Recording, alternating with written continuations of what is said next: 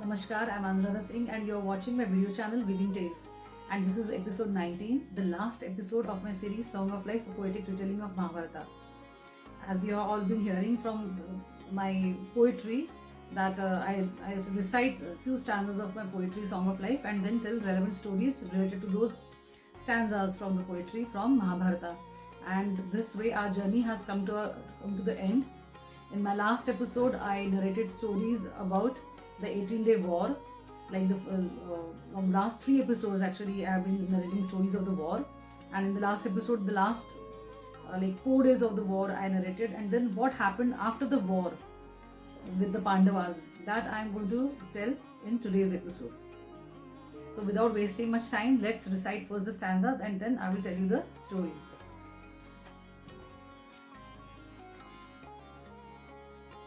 The Pandavas established an empire anew, ruled and consolidated amidst these years. Krishna left this land of mortals. Dwarka was submerged with all the telltale signs of God's life. Thereafter, to be precise, after years 30 and 6, the Pandavas invested the reins of their kingdom in the hands of Abhimanyu's son Parikshit, saved by Krishna from the wrath of Ashwathama's Brahmastra. After Parikshit's expert rule came on the throne Janmanjay, in whose presence was narrated the story of Jaya by sage Vaishampayan, after whom came Yuyutsu and many more. Ugrasrava Sauti, son of Lomaharshana, narrated this grand tale then, known as Bharata, to Saunak Rishi at Naimisha, and he narrated to others. That's how you and me were blessed to know the Mahabharata. Thus I conclude my song of life, which is an eternal song, sung yesterday, today and will be rendered tomorrow, which has no beginning and no ending. It is the story of Bharat, my country, my love. It will be told and retold till my country stands strong and tall, with its rich legacy and thick fibre of history. Jai Bharat. It was over the 18 days war, and obviously on Kurukshetra lay thousands and thousands of dead. All the Kauravas were dead, and there were piles and piles of dead bodies, charred chariots and armors and crowns and so many things. And Gandhari and everybody, those who were alive, they came on the Kurukshetra ground where the war had been fought, and they all were looking for the bodies of the loved ones. There was a lot of wailing. So many widows came there. Gandhari came with her 100 widows, and all of them were trying to search for their loved ones. And obviously the bodies were not whole. Many of the bodies were like only an arm could get, only a leg was there, and Gandhari was in tears. And Yudhishthir and Krishna went to her after some time and they told her that you must come back to Hastinapuri and we will do the funeral rites the next day. But Gandhari was in great anger and she did not listen to any of them, and she said she would be staying there with her sons, 100 sons, and she was accusing all of them of it. She accused Krishna. She told him, "You are the living God on earth. If you knew all these things would happen, why did you let it happen?"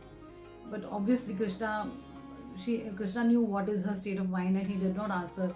And then that night she spent on the battlefield, and she collected whatever she thought that they were like the remains of her sons. She collected and she sat with them. And then in the middle of the night, she was hungry. She had hunger pangs, and she felt as if there is a ripe fruit is there hanging over her head, and she wanted to eat it desperately. So she thought that she has collected some stones and wooden stuff, and she climbed over it and she plucked that fruit and she ate it. And once her hunger subsided, then she realized that what she thought, that she was standing on the pile of wood and stone, it was not so. It was actually the dead remains of her sons on whose bodies she had stood. And then she understood what it meant, that all these things, this grief and this anger and this pain, it will subside one day, and newer things take over us. With time, newer things take over us, and and hunger, nobody can reduce hunger, nobody can get away from hunger.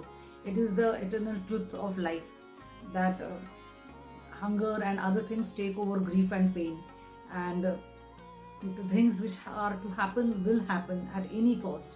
However you try to dodge those things, they are going to happen. This truth lighted upon her, and then she was not so angry with Krishna, and she then quietly went away. And after the funeral rites and everything, all of them, all the five, the Pandavas and Draupadi, they all went to Hastinapuri. And then obviously their Dhaumya Rishi was there, their family priest, and Krishna was also still there, and the others, they said that it is the time for coronation. Now cleaning should be done, rebuilding should be done, reconstruction should happen, the kitchen fires should be lighted, and there should be a coronation ceremony. But all of a sudden, Yudhishthir's legs turned into water. He could not accept it that he has to be crowned as a king, because most of the time he was guilt ridden, and he felt that this great war, this everything, this destruction is due to him, and what has he achieved by all this stuff? This shouldn't have happened, and it has happened solely because of his greed to take over a kingdom, to be the king of a kingdom. And he all of a sudden, hopelessly, he told Krishna that I want to become a hermit, I don't want to become a king, and I want to go back to to Himalayas, and I want to stay there the rest of my life. But then Krishna made him realize that what would happen if he became a hermit? He would be at peace. But what about the others who are looking up to him? Now whatever has happened, and now there are people whose lives he has to reconstruct. This kingdom, and he has to reconstruct. He should be the motivator, a moral booster for all these people who are looking up to him. So he should do that. A hermit would give peace to himself, but a king gives peace to many more people, and he should see to it. So Yudhishthira ultimately agreed, and then the coronation ceremony took place. And as I had told you before, that Bhishma Pitama, though he was lying he was defeated and he was lying on a bed of arrows, he had not finished his life, and he was still there. And so Yudhishthira had gone to him. So this was the time when he had gone to him after the coronation. He went to him and he sat with him, and Bhishma Pitama taught him so many things about politics, history, and Raj Dharma, and so many things. He kept on talking with him, and Yudhishthira realized how those words are so important to him. Now he realized it. And then 8 days after the war got over, Bhishma Pitama died, and at his funeral the remaining kings gathered and gave him a befitting funeral. And then it was time to meet Dhritarashtra also.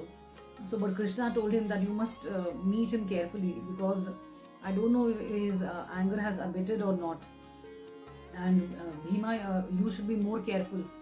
So all of them went to take their blessings also, and Dhritarashtra hugged Bhima so tightly, but Bhima knew that this would happen.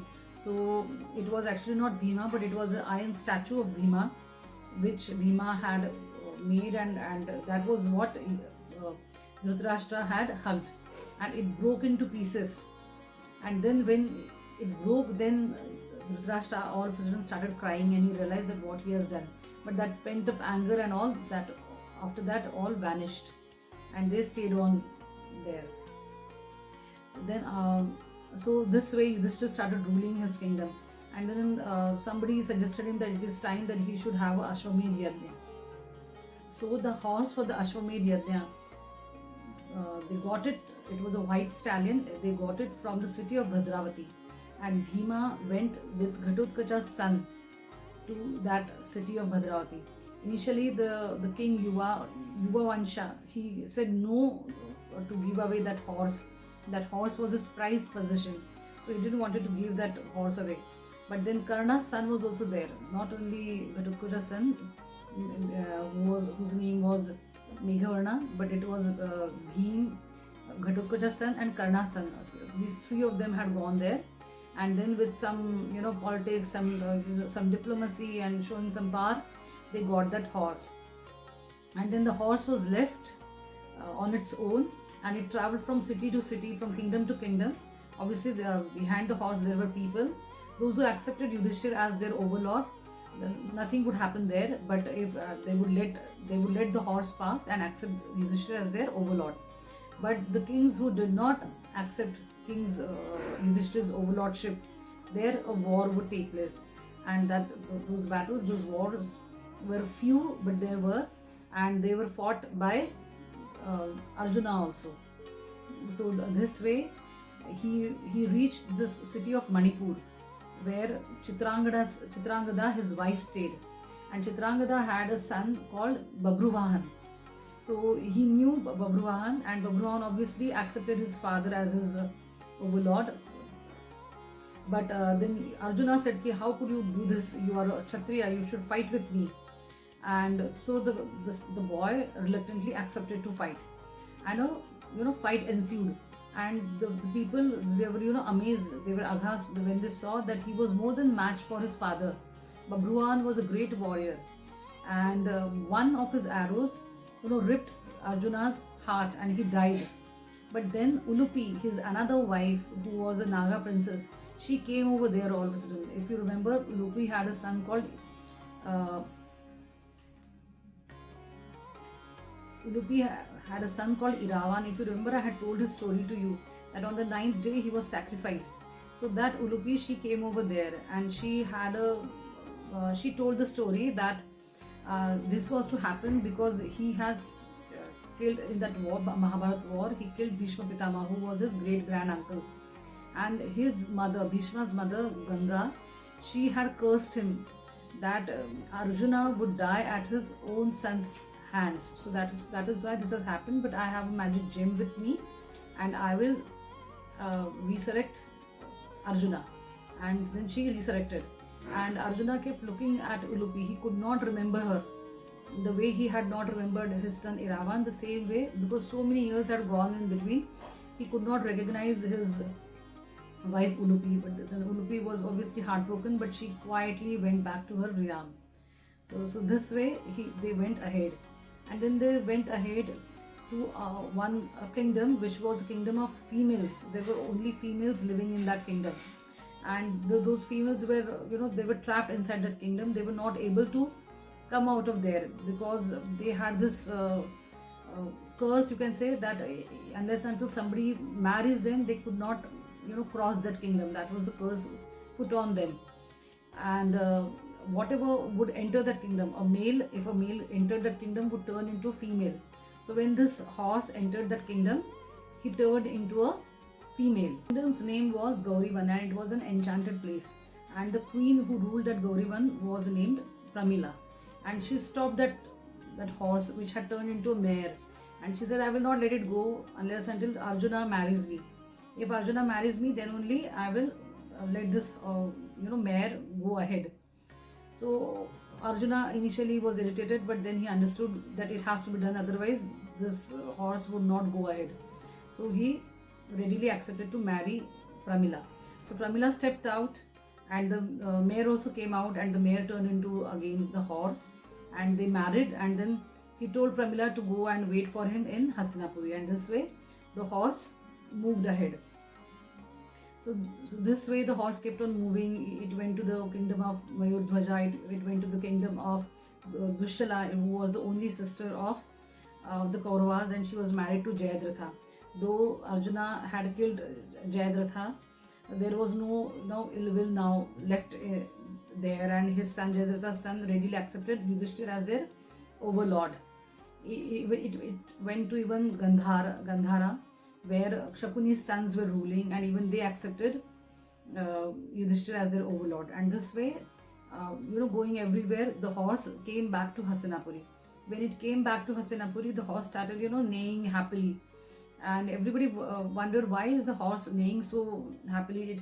Because it was the custom that this horse has to be now sacrificed at the altar.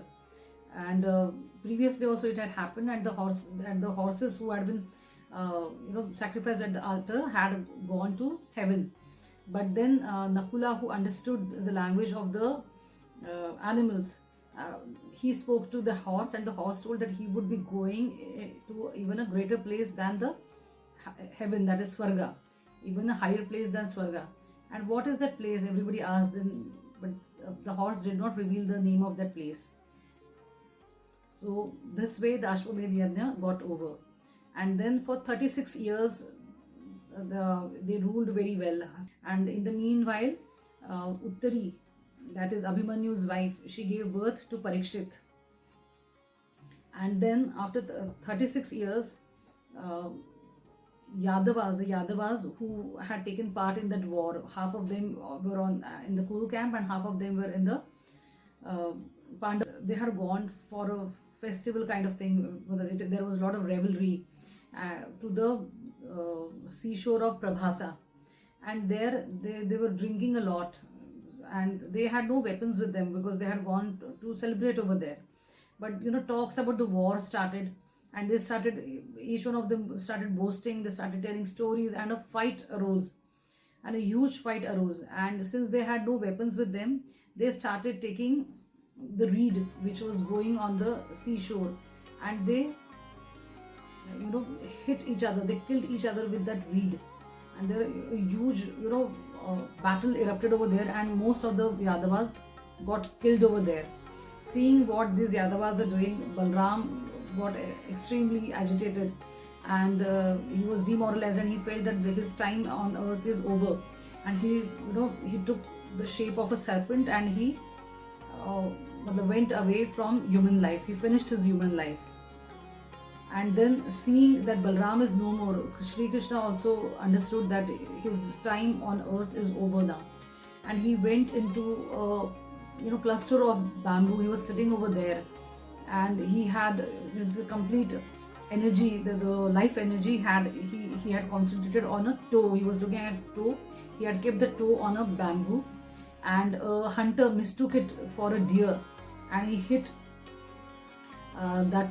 his toe, Krishna's toe, and obviously because the life energy was concentrated in that big toe of his foot, Krishna also died. The story goes that Krishna's son Samba, once he wanted to make fun of two rishis who had come visiting at Dwarka. He put an iron stone, or you can say a pillar, inside his stomach, and he took a garb of a woman, and he went to those rishis, and he asked them, what is it? Can you tell me if it is in my womb is a boy or a girl? And obviously the rishis understood, and they got angry with Samba's mischief, and they said it is not a male or a female, it is an iron stone which you are carrying inside you, and this stone will finish your complete clan. So Samba got obviously worried, he was scared, and he pounded that stone into dust, fine dust, and he put it into the sea. But even the sea rejected it, and the sea threw that iron shrapnels or whatever that dust was there onto the shore, and it turned into that reed with which the complete Yadav clan fought with each other and finished itself. So when this news that the complete Yadav clan has decimated each other came to Vasudev, even Vasudev had a heart attack and he died, and this news reached Hastinapuri.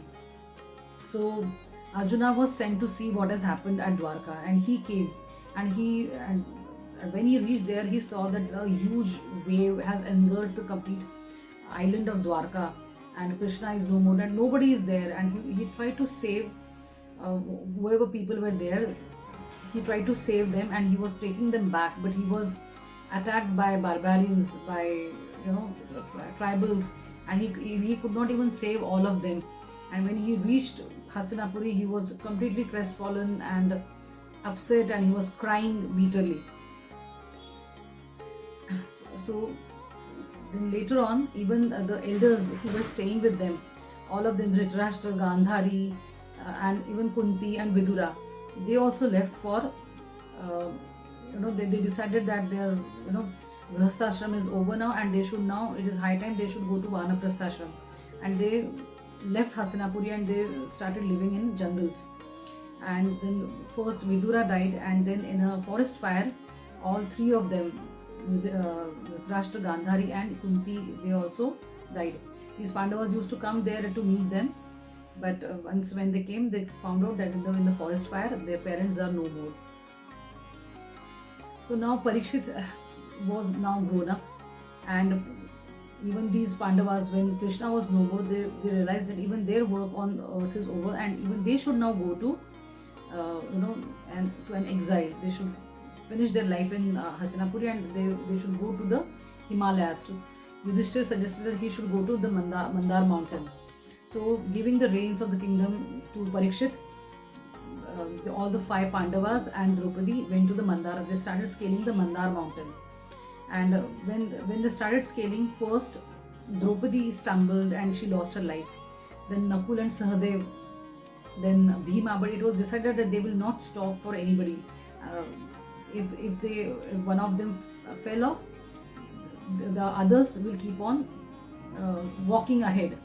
So this way, at the end of the Mandar mountain, at the peak of the Mandar mountain, is said was the door to enter Swarga. So only Yudhishthir remained, and with Yudhishthir there was a dog who had started on the journey with them. So none of them left, only this dog and Yudhishthir reached there. And the Devas opened their doors and they said, "You are welcome inside. But you cannot take this dog, because dogs, live in, cremation places and they eat garbage. So dogs are not taken as auspicious animals." But Yudhishthir said, "No, I left everything, my kingdom, my riches, everything. And I left my brothers also, my wife also. But this dog did not leave me. It kept going with me from the beginning till here it has reached. That means even he is worthy to enter Swarga. So I will not enter Swarga without this dog." So the Devas were happy with him. They said, "Okay, you have not left your integrity. You are still, very righteous person. So, okay, we let the dog come in." Because who is the dog? The dog is actually Dharma, your father. So, as soon as he entered, both of them, the dog and Yudhishthira, entered the Swarga. And what he saw, that flabbergasted him. And he was angry also, he was upset also. It was there in front of him were standing the 100 Kauravas. And he asked the Devas, "Why are these people standing here? And where are my brothers?" So the Devas said, "Because the 100 Kauravas, they died on the battlefield, which is regarded as auspicious thing, very good thing that a Kshatriya should die, fighting a battle. That's why they are here. They have, they deserve this place. But your brothers, they are not here, they are somewhere else." But then Yudhishthir, he said, "I want to see where my brothers are." He insisted. So the Devas took him out of the Swarga and they took him to a valley, and the valley was very, very dark and deep. And inside that valley was a place which was extremely gloomy, dark, and there was a lot of cries of pain and agony. And there he saw his brothers, and he asked them, "Why my brothers are here? How could you do this? You have given entry to the Kauravas who were cheat, who lied, who did all bad things, and you have given place to them in Swarga, and my brothers here in Narka." So Devas told that each one of them have done something wrong. Nakul and Sahadev, they spent their life in pleasure. Bhima in gluttony. Draupadi was partial.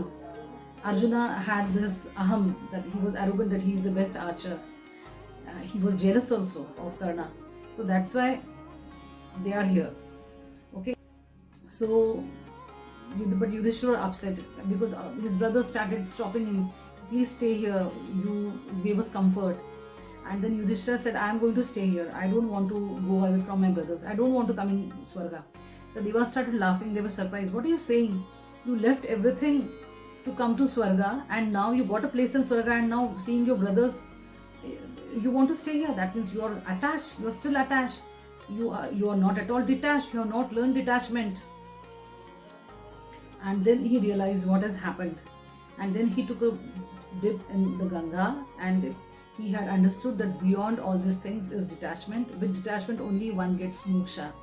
And then the doors of Vaikuntha, which are regarded as above the Swarga, opened for Yudhishthir. So this way the journey of the Pandavas got over. and Parikshit was ruling over his kingdom. And after Parikshit came Janmanje, and after that many more kings. But how all these things had started, this story of Mahabharata, how did it reach us? That I need to tell you. See, Parikshit had done some mischief with a rishi. He had put a snake around a rishi's neck, and that rishi's son had given him a curse that he would die with a snake bite. So when he came to know this, he had locked himself in a high tower. But even after that, even after locking himself in that high tower, Takshaka the snake, he came inside Parikshit's room, sitting in a fruit. He took the form of a worm, and when Parikshit took that fruit in his hand, the worm turned itself into Takshaka and he bit Parikshit.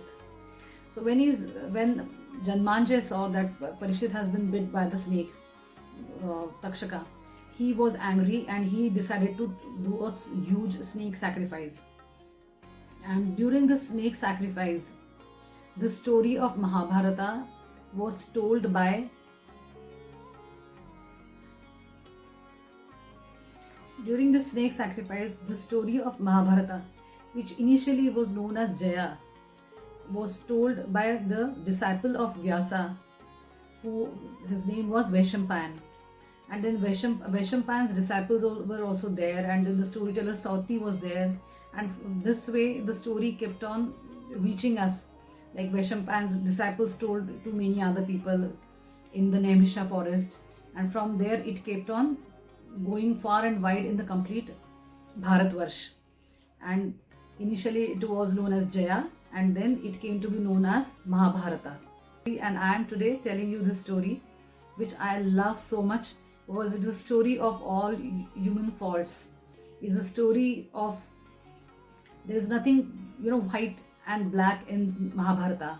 It is actually the way human is: witty, clever, sly, shrewd, at times even cruel, at times most pious, at times most auspicious, and most generous, most charitable, and most dharmic, and many more things. All these hues of human mind are seen in Mahabharata. Everything you see, that a son is fighting for his father, and a son is renouncing everything for his father. The father is not giving away anything for his son, and there are so many things that a disciple is killing his teacher, his great grand uncle, his brothers, his cousins, and then we see the God Krishna in human form in this story. And it is not a story actually; it is itihasa. It is our itihasa, and we come to know about all these things when our Indian archaeologists are looking for remains of the Indus Valley civilization and the Saraswati Valley civilization, and you can see the grey pottery being found, and even Dwarka is being found. So we know that Krishna was there. So I still relish it. I still want to read more and more of Mahabharata, and I hope you enjoyed this series, which I did. I know it was not faultless, but I tried my level best to tell you each and every detail. But obviously Mahabharata is so huge, and in every part of the country new stories have been added to Mahabharata. So you might be knowing many more stories which I do not know. I would love to hear from you. Please write it down, write those stories, tell me about them on the comment box on my channel. Please like and subscribe and share it with more and more friends. So Mahabharata is known by the youngsters of India also, and they do not forget this great itihasa, and they read more and more. Thank you so much.